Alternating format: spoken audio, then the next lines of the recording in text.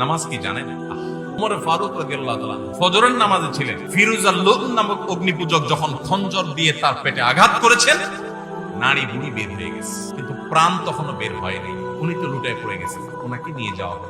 যখন নিয়ে যাওয়া হয়েছে, উনি নামাজের ইমামতি করতেছিলেন ওই অবস্থায়। যখন তাকে নিয়ে যাওয়া হলো, ওমর ফারুক রাদিয়াল্লাহু তাআলা আনহু মানে সেন্সলেস। তো হঠাৎ সেন্স আসলে উনি মাথাটা উঁচু করছে। ওনার ছেলে মেয়েরা, পরিবারের লোকেরা সবাই দৌড়ে আসছে, মনে করছে শরীর থেকে এত রক্তক্ষরণ হয়েছে, প্রাণ বের হয়ে যাবে যে কোনো মুহূর্তে, হয়তো একটু পানি চায় শেষ মুহূর্তে।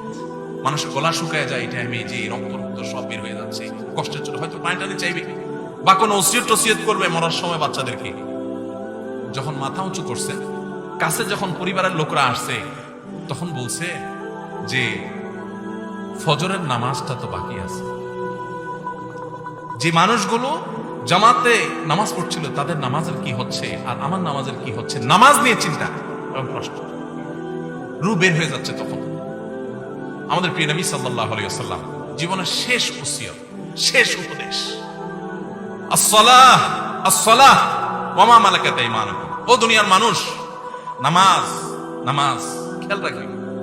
কিয়ামতের ময়দানে দেখবেন প্রথম হিসাব আল্লাহ তাআলা নেবেন। আমলের মধ্যে প্রথম হিসাব নেবেন, নামাজের হিসাব আগে দাও। নামাজের হিসাব যা ঠিকঠাক হয়ে গেছে, ভেজাল পাওয়া যায় না, অন্য সবগুলো আল্লাহ তাআলা সহজ করে।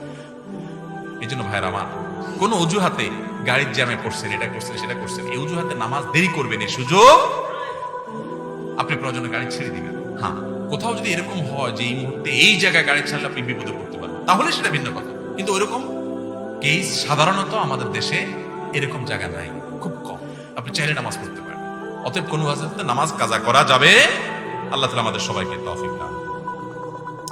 যদি কোনো কারণে কাজা হয়ে গেছে, আপনার ইচ্ছার বাইরে ভুলে গেছেন বা ফাঁসা গেছেন কোনো কারণে, তাহলে পরবর্তীতে আপনি নামাজগুলো পড়ে ফেলবেন এবং যে কাজা হয়ে গেল এটার জন্য আল্লাহর কাছে মাফ চাইবেন।